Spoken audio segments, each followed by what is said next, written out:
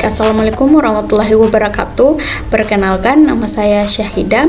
Di sini saya akan memaparkan mengenai uji validitas dengan menggunakan SPSS, uji reliabilitas dengan Excel, tingkat kesukaran dengan menggunakan Excel, dan daya pembeda dengan menggunakan SPSS.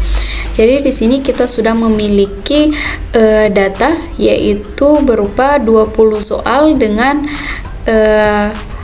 responden atau siswanya itu ada 20.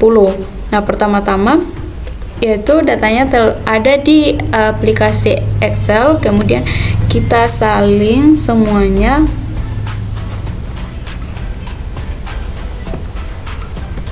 Ctrl C, kemudian kita masuk di aplikasi SPSS, kemudian kita klik data view.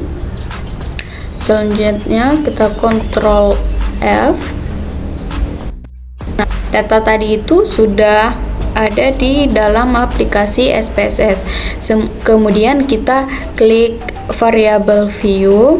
Di sini namanya kita ubah dari yaitu soal 1 sampai soal 20.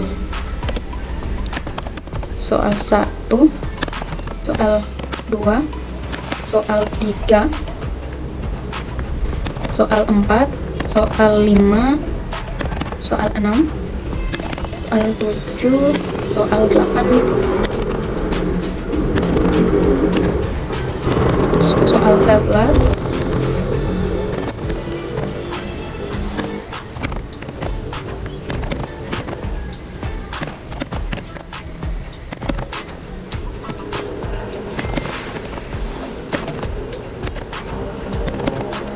dan yang terakhir itu adalah total atau jumlah keseluruhan dari soal tadi. Kemudian untuk di bagian desimalnya, karena kita tidak menggunakan di belakang koma, jadi di sini desimalnya itu kita ubah menjadi 0.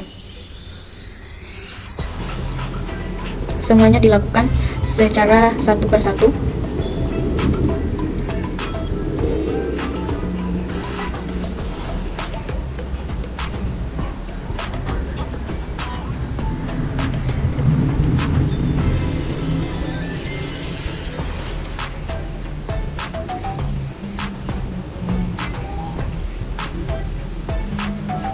Nah, selanjutnya di bagian measure kita pilih scale. Semuanya kita ubah menjadi scale.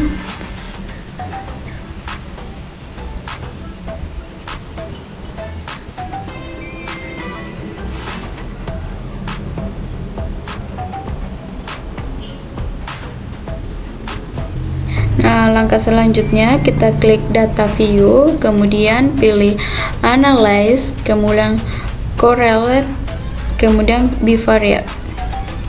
Nah, selanjutnya semuanya Ctrl A, kemudian kita pindahkan ke tabel variabel, kemudian kita klik OK. Nah, di sini kita bisa melihat untuk hasil dari validitasnya. Kita bisa melihat di bagian percent correlate. Di sini untuk mengetahuinya bahwa soal tersebut valid, yaitu bisa kita lihat di jika bintangnya 1 berarti taraf signifikannya itu mulai dari 0,05. Dan untuk yang bintangnya itu adalah bintangnya 2, berarti taraf signifikannya itu adalah 0,01. Nah, di sini kita bisa lihat bahwa ternyata tidak semua dari soal atau data yang tadi ini itu semuanya valid. Di sini kita bisa melihat untuk soal nomor 1 di bagian percent correlate-nya itu dia tidak terdapat bintang, berarti tidak valid. Nomor 2 juga tidak valid. Nomor 3 terdapat 2 bintang, berarti valid. Keempat tidak valid. Kemudian kelimanya valid. 6 valid, 7 valid, 8 tidak, 9-nya valid, sampai seterusnya. Di sini kita bisa melihat datanya.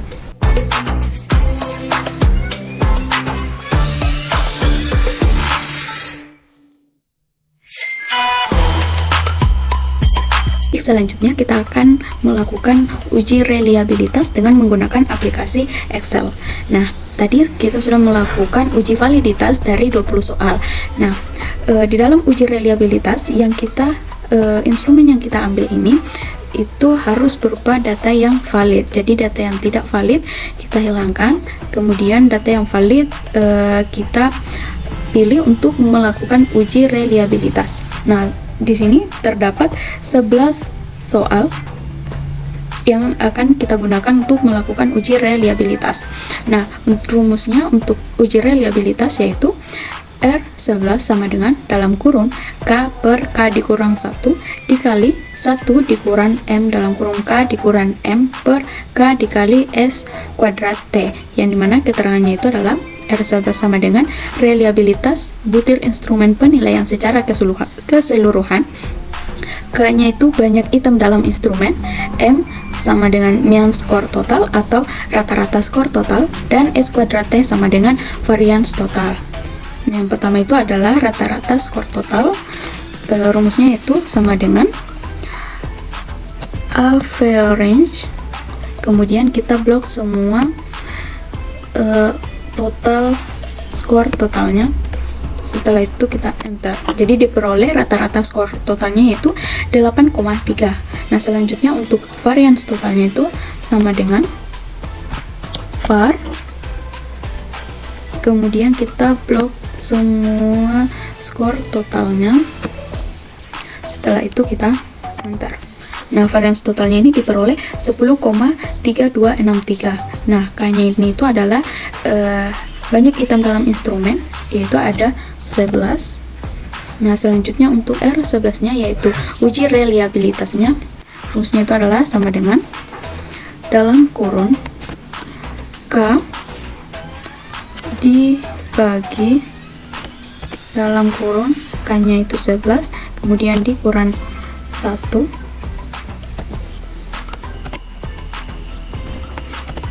selanjutnya dikali dalam kurung 1 dikurang dalam kurung M-nya itu adalah rata-rata, kemudian dikali dengan K dikurang mean-nya plus kurung,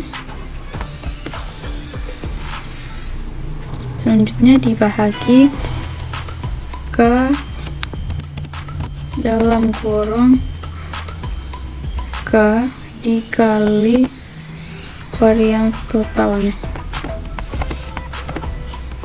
kemudian kita enter. Jadi diperoleh untuk hasil uji reliabilitasnya itu 0,88295. Nah, di sini terdapat koefisien reliabilitas. Nah, di sini hasil dari uji reliabilitas yang kita peroleh yaitu 0,88298, berarti termasuk dalam kategori sangat tinggi.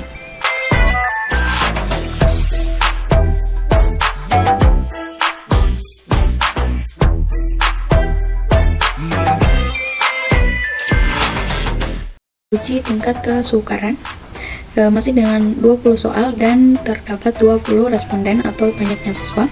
Nah, untuk rumus menentukan tingkat kesukaran yaitu I sama dengan B per N, dimana I-nya itu adalah indeks kesukaran untuk setiap butir soal, B-nya banyaknya siswa yang menjawab benar pada setiap butir soal, dan N-nya banyaknya siswa. Nah, langkah yang pertama kita lakukan yaitu menentukan nilai B-nya atau banyaknya siswa yang menjawab benar pada setiap butir soal. Rumusnya itu sama dengan kontif, kemudian kita blok soal 1, selanjutnya titik koma 1. kita pilih satu karena ingin mengetahui banyaknya siswa yang menjawab benar. Selanjutnya enter, maka diperoleh B-nya. Untuk soal 1, banyaknya siswa yang menjawab benar pada setiap butir soalnya itu ya sebanyak 16. Selanjutnya dapat kita tarik untuk memperoleh banyaknya siswa yang menjawab benar pada setiap butir soal mulai dari soal 1 sampai 20. Selanjutnya N-nya itu adalah banyaknya siswa. Banyak siswa itu ada 20. Nah, selanjutnya menentukan indeks kesukaran untuk setiap butir soal, yaitu sama dengan B-nya 16 dibagi N. Enter, berarti untuk indeks kesukaran untuk setiap butir soal nomor 1 yaitu 0,8. Selanjutnya soal nomor 2 sama dengan 17 bahagi 20, hasilnya 0,85 sama dengan 18 dibagi 20 sama dengan 18 dibagi 20 dengan 12 dibagi 20. Enter. 15 sama dengan 15 dibagi 20, hasilnya 0,75, sedangkan 14 dibagi 20 sama dengan 0,7. 17 dibagi 20 sama dengan 0,85. Selanjutnya 15 dibagi 20 di 0,75. Selanjutnya 16 dibagi 20 0,8. 16 dibagi 20 0,8. 15 dibagi 20 0,75. Selanjutnya 15 dibagi 20 14 dibagi 20 19 dibagi 20 14 dibagi 20 16 dibagi 20 17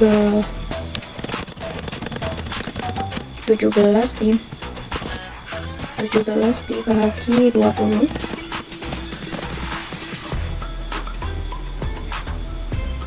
14 dibagi 20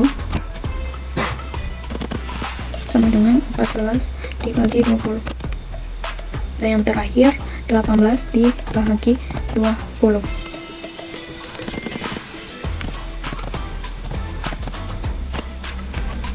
Jadi kita sudah mendapatkan indeks kesukaran untuk setiap butir soalnya. Nah, selanjutnya untuk menentukan penentuan kategorinya, apakah soal tersebut masuk dalam kategori sukar, sedang, atau mudah, yaitu rumusnya adalah sama dengan if untuk I-nya I lebih kecil sama dengan 0,30,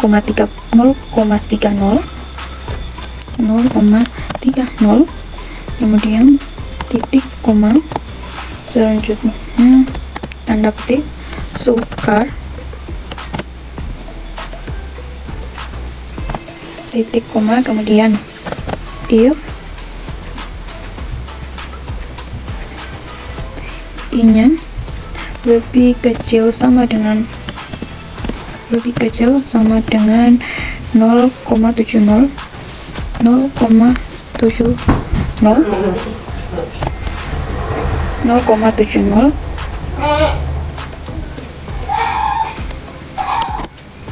sedang,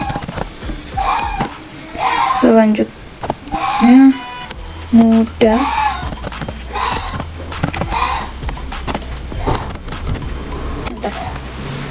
jadi untuk soal nomor 1 itu untuk penentuan kategorinya itu adalah mudah. Selanjutnya kita tarik sampai nomor 20. Jadi di sini diperoleh untuk soal nomor 1, 2, 3, 4 itu mudah, soal nomor 5 sedang, 6 mudah, 7 sedang, 8, 9, 10, 11, 12, 13 itu mudah, 14 sedang, 15 mudah, 16 sedang.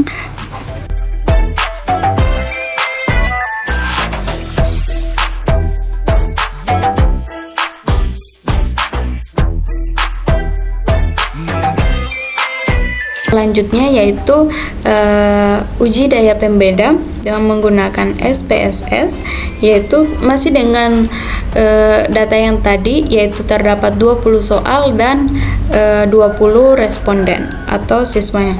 Selanjutnya itu kita klik analyze, kita pilih scale, kemudian kita pilih reliability analysis, kemudian di sini semua data ini kita masukkan ke item kecuali totalnya.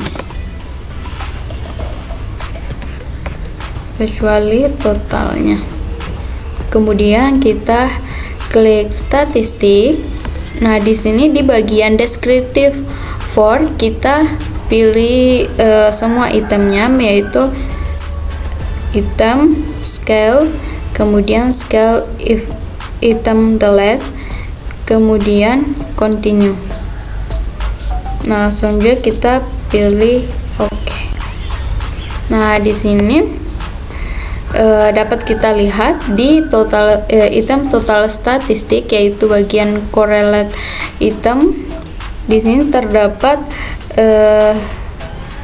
nilai-nilai yaitu 0,184, 0,324 yang menandakan bahwa untuk item 0,4 sampai 1 itu masuk dalam kategori baik, dan untuk yang 0,3 sampai 0,39 itu kategori dapat diterima tanpa revisi. Kemudian untuk yang 0,20 sampai 0,29 yaitu kategori diterima tapi dengan revisi, dan kemudian untuk yang di bawah 0,20 itu kategori buruk, yang dimana instrumennya tidak dapat digunakan.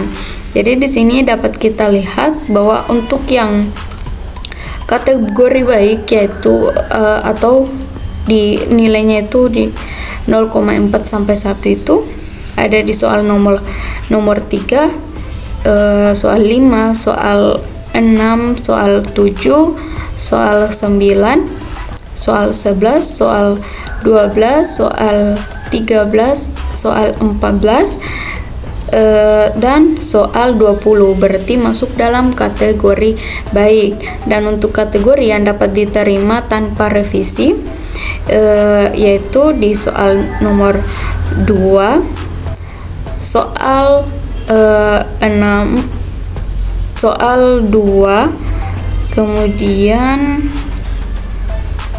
ya cuma soal 2, dan untuk yang dapat kategori yang diterima tapi dengan revisi yaitu mulai dari 0,2 yaitu terdapat di soal 4, di soal 8, soal 10,